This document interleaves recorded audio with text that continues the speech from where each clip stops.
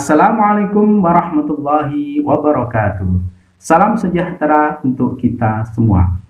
Perkenalkan, nama saya Hidayatullah, SHI, MSI, dosen pendidikan agama Islam, Akademi Manajemen Administrasi Yogyakarta.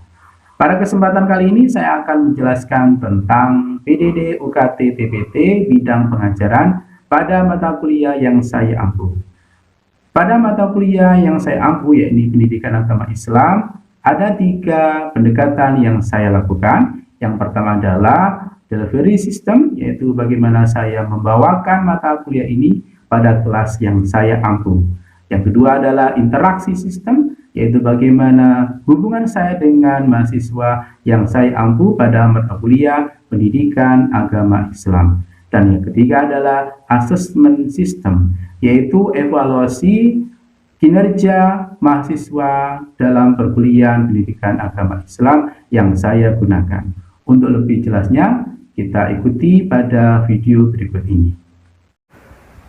Berikut ini adalah PDD UKT TPT Serdes 2021 bidang pengajaran atas nama Hidayatullah, SHI, MSI, nomor induk dosen nasional 0525067701, Akademi Manajemen Administrasi Yogyakarta.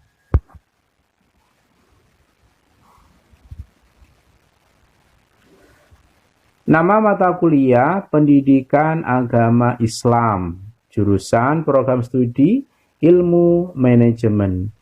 Kode mata kuliah MPK 104, bobot kuliah 2 SKS pada semester gasal atau semester 1.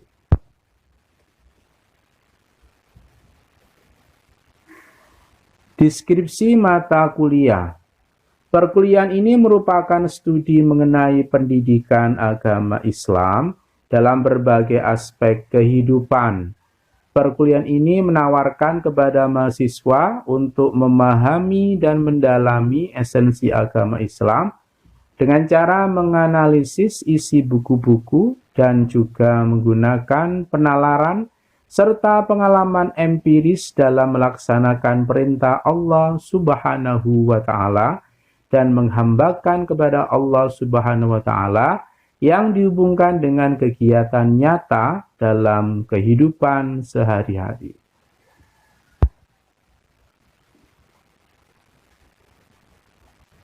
Standar kompetensi. Pada perkuliahan PAI atau Pendidikan Agama Islam ini, standar kompetensinya yang pertama, mahasiswa mampu mengidentifikasi dan mendalami esensi pendidikan agama Islam secara benar berdasarkan prinsip-prinsip syariah Islam.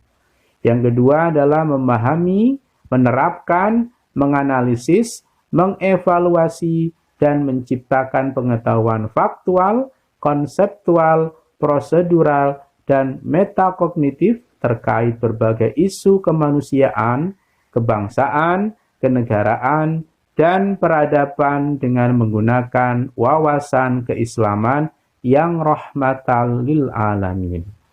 Yang ketiga, menghayati nilai-nilai Islam sebagai sumber nilai dan pedoman mahasiswa dalam mengembangkan profesinya serta kepribadian Islami atau sikap spiritual.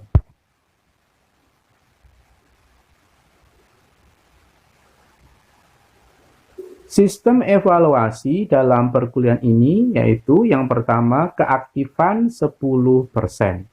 Tugas dan kuis ini 25%. Biasanya saya kasih tugas itu ketika setelah materi saya sampaikan, kemudian di akhir sesi ada tugas atau kuis yang bisa dikerjakan oleh mahasiswa. Mid semester 30%. Kemudian yang terakhir adalah ujian akhir semester 35%.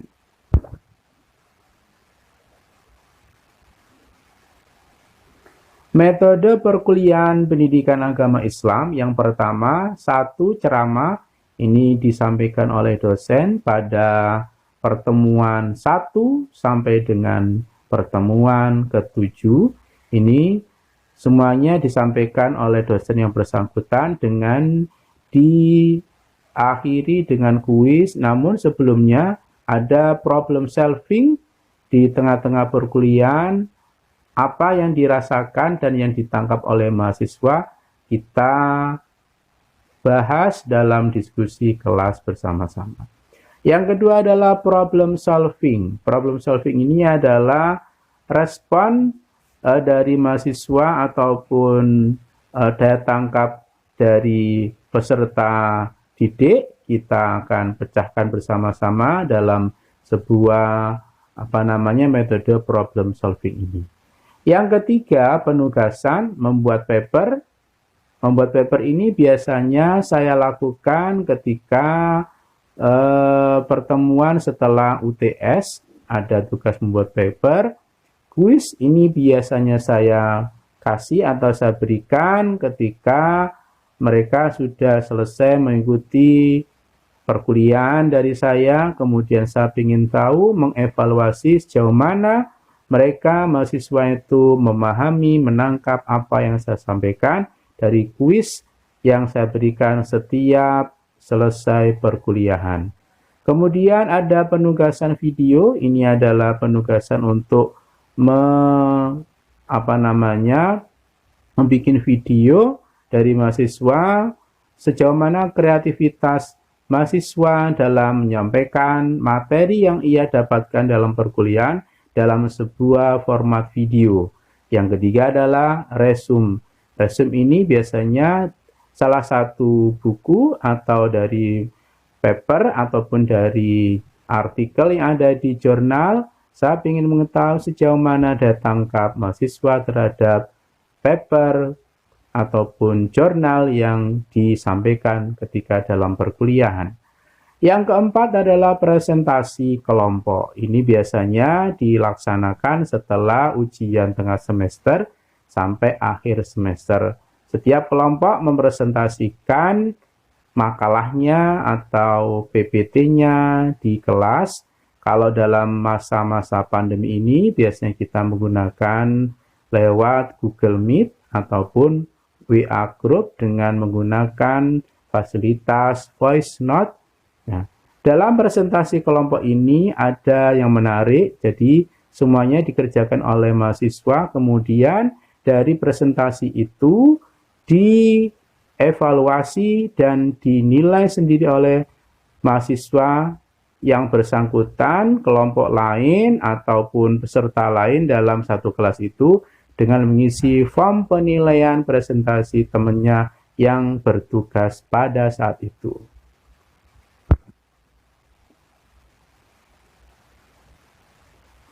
Media perkuliahan pendidikan agama Islam yang dipakai yaitu yang pertama adalah Google Classroom. Ini adalah media utama untuk menyampaikan materi dan juga mendiskusikan materi ketika dalam perkuliahan. Yang kedua adalah Google Meet, ini sebagai media untuk presentasi dan juga menyampaikan materi ceramah lewat Google Meet ini. Yang ketiga adalah WhatsApp. Ini juga sangat membantu untuk diskusi dan juga menginformasikan apa-apa yang perlu diumumkan atau diinformasikan di kelas-kelas yang saya ampu. Yang keempat adalah YouTube channel. Ini untuk menyampaikan materi kuliah supaya bisa diakses dengan mudah oleh para peserta didik. Yang kelima adalah Google Form. Biasanya ini adalah digunakan untuk menyampaikan kuis yang saya berikan dan juga untuk ujian tengah semester dan ujian akhir semester.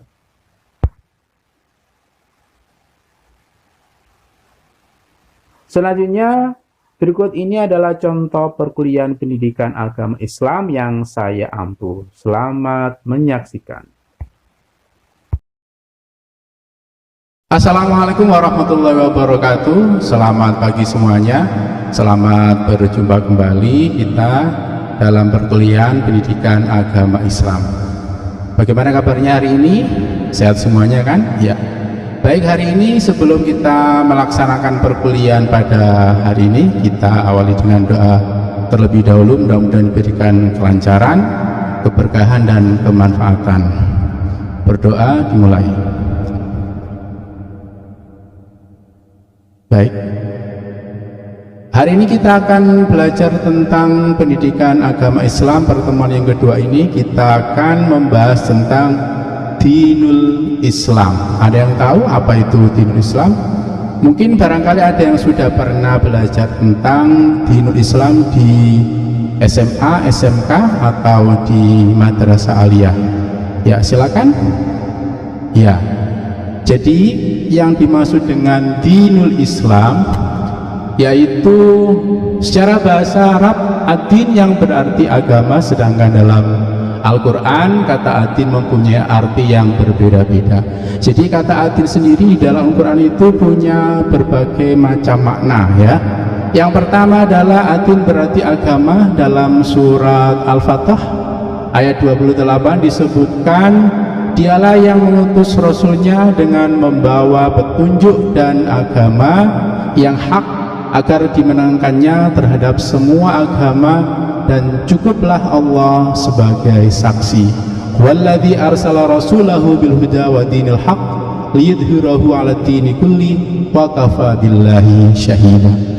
Jadi ini adalah landasan ad-din yang berarti agama yang terdapat dalam surat Al-Fatah ayat 28. Yang kedua adalah ad-din berarti ibadah dalam surat Al-Mu'minun ayat 14. Maka sembahlah Allah dengan memurnikan ibadah kepadanya meskipun orang-orang kafir tidak menyukainya.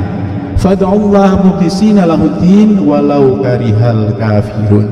Jadi ini yang kedua, makna ad-din berarti ibadah. Jadi makna ad-din yang selanjutnya ya ini sebentar. Jadi ada dua tadi ya. Jadi yang pertama ad-din berarti agama, yang kedua adalah ad-din bermakna ibadah. Lalu apa pengertian dari Islam? Tadi ada ad-din dan ada Islam. Pengertian dari Islam adalah berasal dari kata aslama yuslimu islaman, artinya tunduk, patuh, menyerahkan diri. Ini adalah kata Islam itu sesuai dengan ajarannya.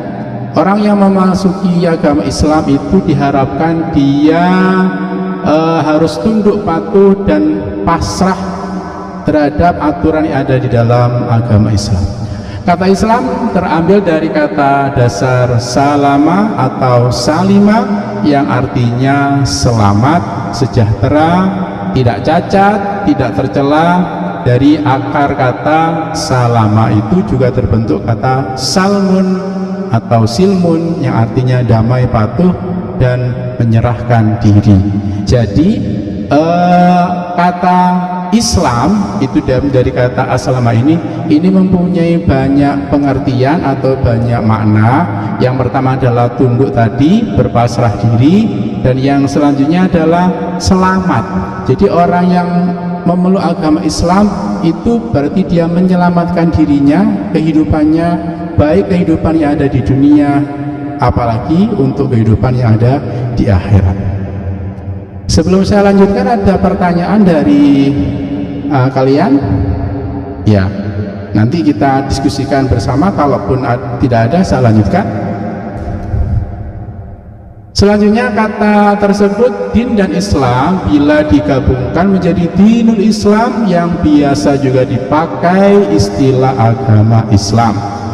Pengertian secara keseluruhan bahwa din Islam itu adalah agama pembawa keselamatan kepada umat manusia sepanjang hamba Allah tersebut menjalankan syariat dinul Islam itu sendiri yang berlandaskan Al-Quran dan hadis. Ini adalah makna atau pengertian Islam secara keseluruhan. Jadi agama yang membawa keselamatan. Ingat, jadi kalau kita dilahirkan dari keluarga muslim Islam, itu berarti kita terselamatkan secara kehidupan di dunia dan untuk kehidupan di akhirat. Tapi ingat, harus berlandaskan Al-Quran dan hadis, karena sekarang ini banyak sekali orang menganggap dirinya sebagai orang Islam, tetapi landasannya bukan Al-Quran atau hadis. Landasannya adalah aturan yang lainnya ya. Selanjutnya, agama Islam dalam Al-Quran, landasan agama Islam dalam Al-Quran itu apa? Dalam Al-Quran disebutkan dalam surat Ali Imran ayat 19, A'udzubillahi minasyaitonirrajim, Bismillahirrahmanirrahim, Inna dina indallahil Islam. Sesungguhnya agama yang diridhoi, ingat ada kata-kata diridhoi, di sisi Allah hanyalah Islam. Jadi selain agama Islam tidak diridhoi oleh Allah. Ini kita bersyukur sekali ya, mulai dari lahir sampai sekarang mudah-mudahan tetap istiqomah dalam keislaman kita, tidak tengok-tengok ke kanan ke kiri atau terpengaruh dengan agama baru yang semakin tahun ini semakin banyak bermunculan ya. Begitu ya, amin ya, amin ya. Selanjutnya Allah juga berfirman dalam Quran surat Ali Imran ayat 85, wa may yabtaghi ghairal islami dinan fala yuqbala min wa huwa fil akhirati minal khasirin. Dan barang siapa mencari agama selain Islam, dia tidak akan diterima dan di akhirat dia termasuk orang yang rugi. Jadi kalau kita masih berpikir mencari pegangan agama lain atau mencari agama lain, coba ingat-ingat lagi, dibikin lagi ayat ini bahwa orang yang mencari agama selain Islam itu akan menjadi orang yang rugi di akhir nanti. Nah, ini sebagai pedoman, mudah-mudahan kita tidak gampang terpengaruh dengan berbagai macam aliran atau agama baru yang semakin hari semakin banyak bermunculan. Ini adalah landasan tentang agama Islam ya. Selanjutnya, apa sih tujuan agama Islam itu diturunkan oleh Allah kepada kita sebagai manusia? Tujuan dari dinul Islam adalah mentauhidkan Allah Subhanahu wa ta'ala. Ini yang pertama dan landasan yang paling utama ya. Tauhid adalah berkeyakinan bahwa Allah itu esa, tidak ada sekutu baginya. Allah Subhanahu wa ta'ala mengutus Nabi Muhammad sallallahu alaihi wasallam membawa risalah dinul Islam dengan tujuan memurnikan tauhid, yaitu mempercayai dan meyakini bahwa hanya terdapat satu Tuhan yang wajib disembah, dimohon petunjuknya dan dimohon pertolongannya. Jadi tujuan dari agama Islam diturunkan ke bumi untuk kita adalah untuk memberikan keyakinan ya bahwa mentauhidkan Allah adalah landasan utama. Apa itu mentauhidkan? Meyakini bahwa Allah itu satu-satunya Tuhan yang wajib disembah, bukan yang lainnya ya. Selain mentauhidkan juga memurnikan ini penting. Makanya dalam surat Al-Ikhlas itu, kenapa dinamakan Al-Ikhlas? Itu di dalam Al-Quran yang tidak sama dengan surat yang lain. Kalau An-Nas itu memang diambilkan dari potongan ayat An-Nas, Qul a'udzu birabbin nas. Al-Falaq juga sama, Qul a'udzu birabbil falaq. Tapi khusus untuk surat yang satu ini, surat Al-Ikhlas, kenapa di sana tidak ada kata ikhlas tapi nama surat itu adalah Al-Ikhlas? Ada yang tahu? Ya, Mbak Rini tahu, Mbak Rini? Ya, nggak ada Mbak Rini ya, nggak hadir. Baik, kenapa disebut dengan Al-Ikhlas? Karena di sana itu makna dalamnya dalam pemurnian tauhid. Nah, pemurnian itu dalam bahasa Arab artinya adalah ikhlas ya. Kita tidak menyembah si A, si B atau memuja si A, si B, tapi murni hanya untuk Allah yang kita sembah. Makanya ayat ini disebut dengan ayat surat Al-Ikhlas. Selanjutnya juga tujuan dari agama Islam ini sebagai bentuk permohonan petunjuk. Manusia itu adalah tempatnya lemah, butuh untuk petunjuk. Ibarat orang berjalan, kita butuh map. Kalau sekarang adalah Google Map. Nah, dengan map itu kita akan paham dan tahu mana arah tujuan kita. Nah, tujuan orang hidup itu harus tahu mapnya apa. Nah, mapnya adalah pakai Al-Quran atau kompasnya pakai Al-Quran. Dan harus percaya, yakin map itu yang akan kita jadikan acuan, petunjuk jalan kehidupan kita. Selain petunjuk juga pertolongan. Yang kita mintai siapa? Kalau kita minta pertolongan pada manusia, ya manusia ada lemahnya, pasti nanti ada kekurangannya. Nah, satu-satunya bisa memberikan pertolongan adalah Allah Subhanahu wa Ta'ala. Next, selanjutnya ruang lingkup dinul Islam. Apa saja yang dibahas atau yang dipelajari dalam dinul Islam itu? Yang pertama adalah hubungan antara manusia dengan Allah Subhanahu wa Ta'ala. Firman Allah dalam Al-Quran, dan aku tidak menciptakan jin dan manusia melainkan supaya mereka menyembahku. Quran surat Adz-Dzariyat ayat 56. Ada yang tahu bunyi dari surat ini? Ada yang tahu? Mas Ilyas, ada yang tahu? Oh, ya tahu ya. Nanti dibuka di Al-Qur'annya, bunyinya adalah, ada yang tahu? Ayo. Lupa. Dan aku tidak menciptakan wa ma khalaqtul jinna wal insa illa liya'budun. Ya, nanti dicek lagi. Yang kedua, ini yang pertama adalah kita hubungan dengan Allah. Berupa apa contohnya? Contoh dari hubungan manusia dengan Allah apa? Ritual, ibadah, sholat, puasa, haji, zakat. Zakat bisa hubungan dengan Allah dan juga bisa hubungan dengan manusia. Nah, ini penting. Jadi bukti kalau kita percaya tentang keislaman kita, menjalankan, kita buktikan. Ibarat orang sedang jatuh cinta, ya, bilang I love you, cinta sama kamu, aku tes dan sebagainya, itu harus ada bukti konkretnya. Apa bukti konkretnya? Kalau orang lagi jatuh cinta, ya sering dimintai pertolongan, disuruh-suruh juga mau, bahkan disuruh boncengkan kemana-mana juga mau. Itu antara manusia dengan manusia yang lagi jatuh cinta. Nah, ini kita dengan Allah. Allah memerintahkan kita untuk menjalankan ibadah.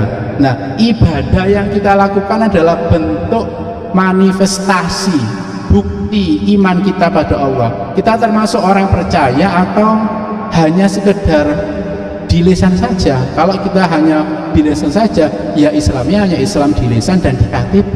Tapi kalau ada bukti bahwa kita menjalankan ibadah, sholat, puasa, haji dan sebagainya, itu sebagai bentuk kita yakin akan iman kepada Allah. Yang kedua adalah hubungan antara sesama manusia. Dalam syariat Islam terdapat konsep dasar hubungan manusia secara individu dan dalam hidup bersama, baik dalam keluarga maupun masyarakat. Konsep dasar ini termaktub dalam surat Al-Maidah ayat 2. Manusia diciptakan Allah Subhanahu wa Ta'ala sebagai makhluk sosial, antara satu dengan lainnya saling membutuhkan dan memiliki kecenderungan besar untuk hidup bermasyarakat. Ini penting. Jadi selain hubungan dengan manusia, kita tidak bisa lepas dari hubungan dengan sesama. Hubungan dengan Allah, kita di dunia tidak bisa lepas dari hubungan sesama manusia. Ini yang kedua. Jadi kalau baik ibadahnya, harus baik juga kemasyarakatannya atau sosialnya. Hablum minallah dan hablum minannas. Banyak sekali yang diatur dalam Islam.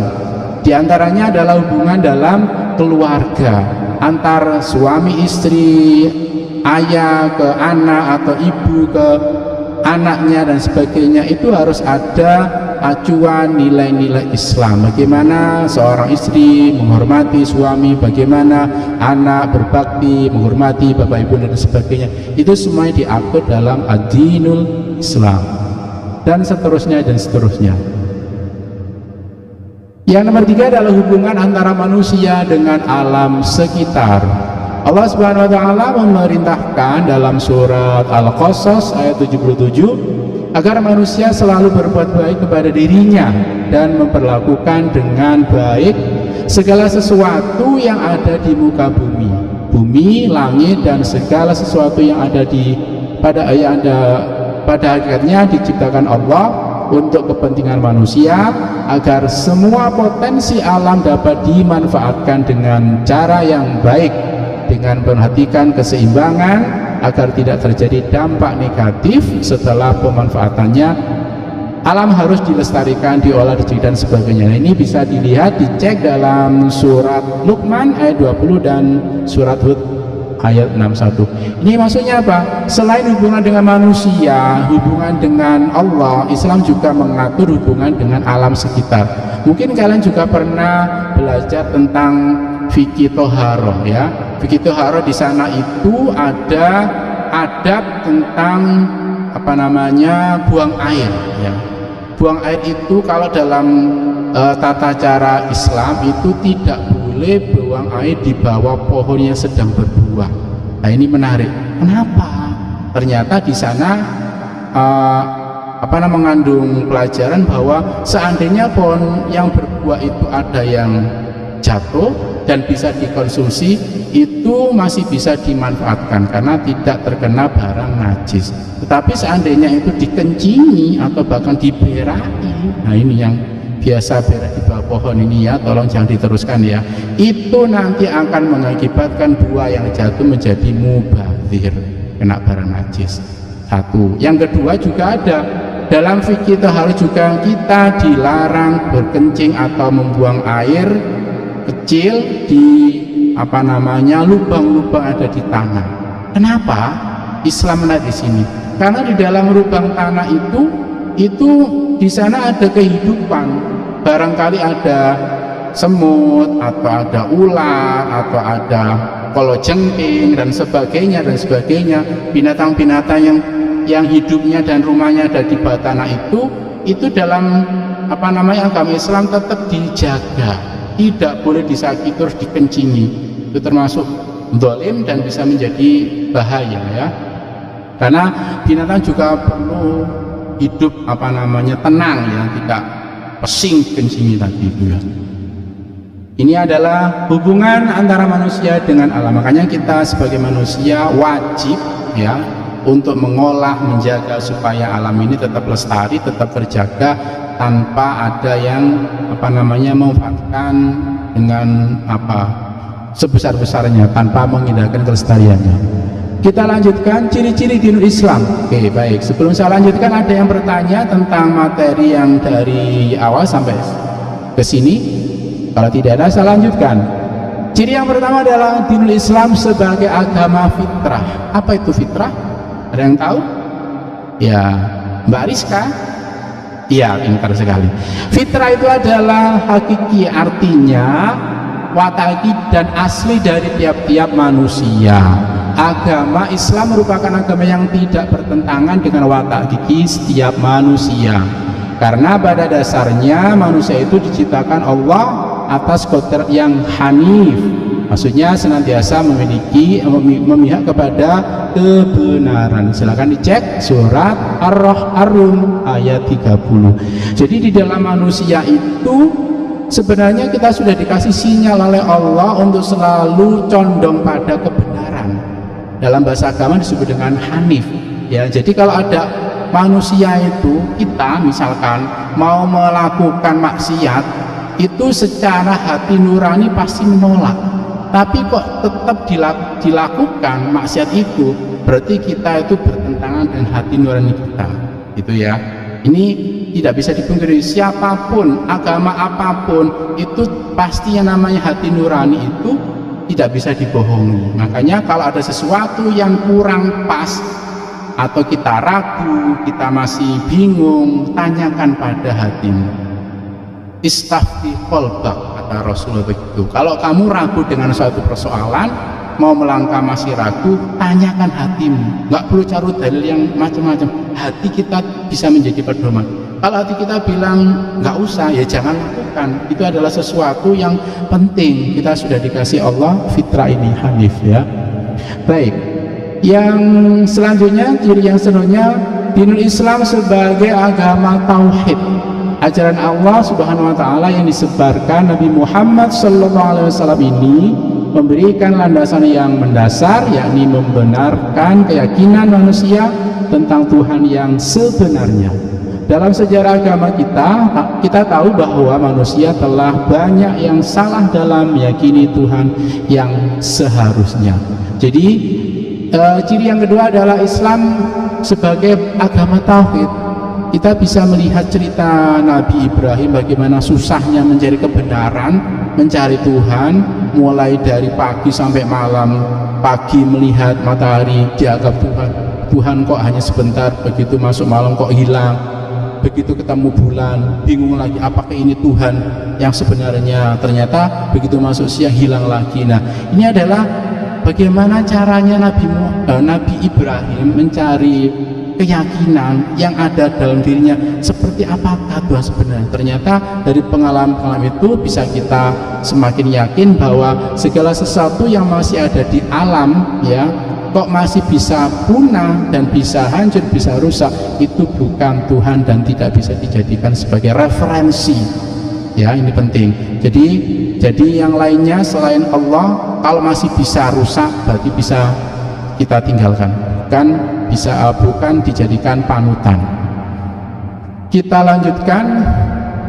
Oke, yang ketiga, dinul Islam sebagai rahmat bagi alam. Ya, ini wa ma arsalnaka illa rahmatal lil alamin. Nabi Muhammad SAW sebagai pembawa agama Islam merupakan utusan Allah yang terakhir. Ingat, Nabi Muhammad itu Rasul terakhir, sudah tidak ada Rasul atau Nabi setelahnya. Ingat, ini adalah prinsip yang tidak bisa ditawar, ya.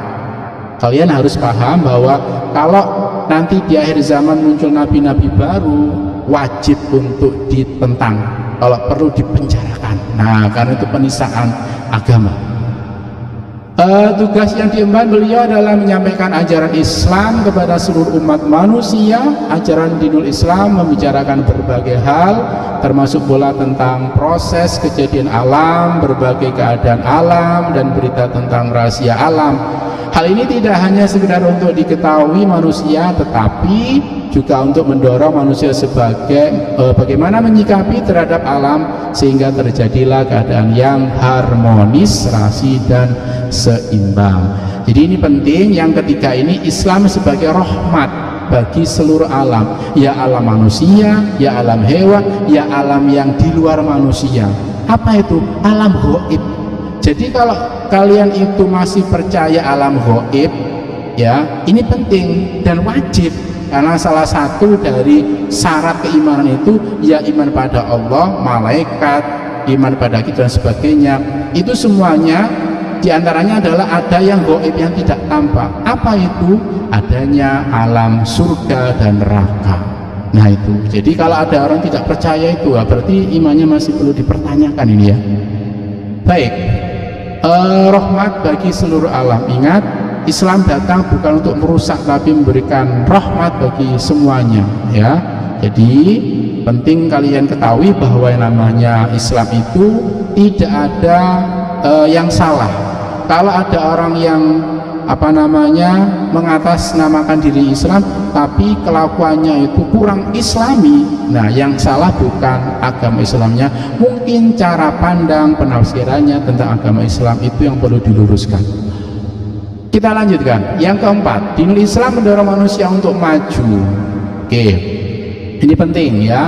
Mungkin selama ini memahami bahwa Islam itu agama terbelakang, agama zaman unta, zaman batu dan sebagainya. Salah sekali, ya. Karena di dalam Al-Quran sendiri banyak sekali ayat-ayat yang membahas tentang teknologi, ya. Bahkan ilmu matematika juga ada. Kok bisa? Ya coba kamu lihat hukum waris, sepertiga, seperenam, seperdua, itu semuanya ada dalam Al-Quran. Islam mendorong umatnya untuk pandai dan berilmu. Banyak ayat-ayat Al-Quran yang memotivasi manusia untuk menggunakan akal sehingga memperoleh pelajaran ilmu untuk mencapai kemajuan. Firman Allah contohnya ini, ya, dalam Quran, qul hal yastawil ladzina ya'lamuna wal ladzina la ya'lamun innama yatadzakkaru ulul albab. Katakanlah, apakah sama orang-orang yang mengetahui dengan orang-orang yang tidak mengetahui? Sesungguhnya orang-orang yang berakallah yang dapat menerima pelajaran. Dalam ayat ini menarik sekali, ya. Ini ayat ini diawali dengan kul, katakanlah. Maksudnya ini adalah pertanyaan, ya. Apakah sama orang-orang yang mengetahui dengan orang yang tidak mengetahui? Ada tanda tanya. ini menarik. Kenapa Allah bertanya kepada kita? Apakah Allah tidak tahu dengan apa yang difirmankannya? Ada yang tahu kenapa ayat ini menggunakan redaksi, kalau dalam bahasa ilmu nahwu atau bahasa Arab, istifham, pertanyaan? Apakah pertanyaan itu perlu dijawab, perlu untuk dijelaskan, seperti kita menjawab soal di ujian seperti itu? Ada yang tahu? Ayo, Mbak Enda. Oh, Mbak Enda lagi sibuk ya, maaf ini ya. Baik, jadi ini adalah titik tekannya. Tidak semuanya pertanyaan itu kalau belajar bahasa Indonesia mesti paham itu. Di sini ada yang pintar bahasa Indonesia ya, di antara kalian ini. Ibu siapa itu ya? Ibu guru siapa? Katakanlah, apakah sama orang-orang yang mengetahui dengan orang yang tidak mengetahui? Ini menunjukkan kita disuruh untuk berpikir, ya, bahwa orang yang bodoh sama orang yang pintar itu jelas beda. Nah, kita tinggal memilih, pilih jadi orang yang bodoh atau jadi orang yang pintar.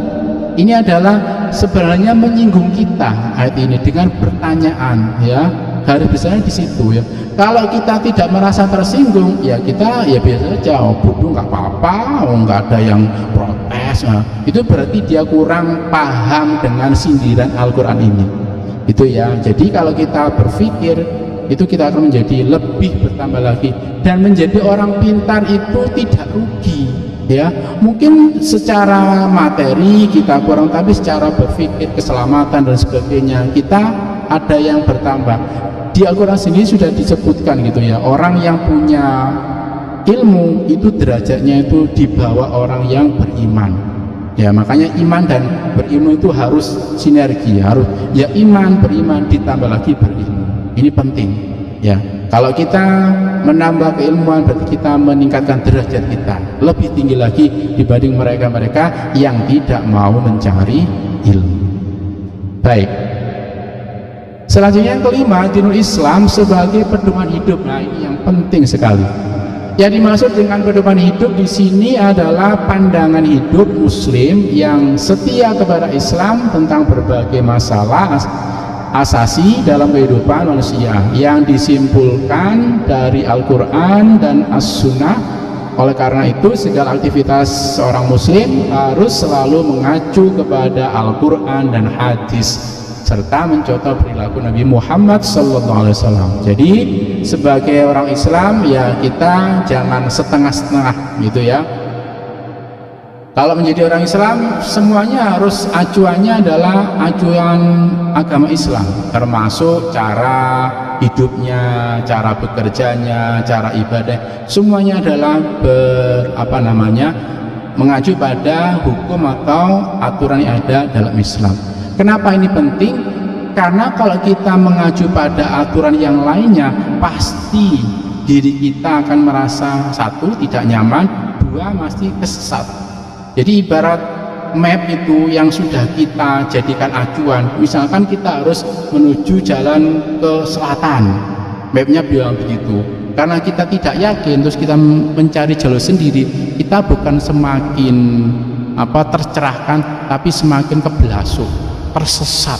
Loh, itu orang yang berjalan yang tidak sesuai dengan apa yang dijadikan pedomannya.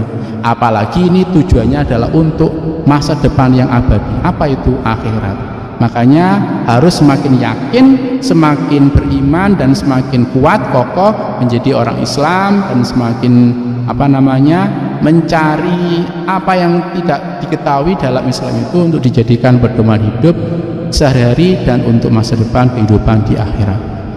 Saya kira untuk pertemuan kali ini itu saja dari saya. Nanti tugas bisa Anda lihat di kuis yang bisa kita kerjakan di Google Classroom. Itu saja dari saya. Sekian, wallahu muwaffiq ila thoriq. Wassalamualaikum warahmatullahi wabarakatuh.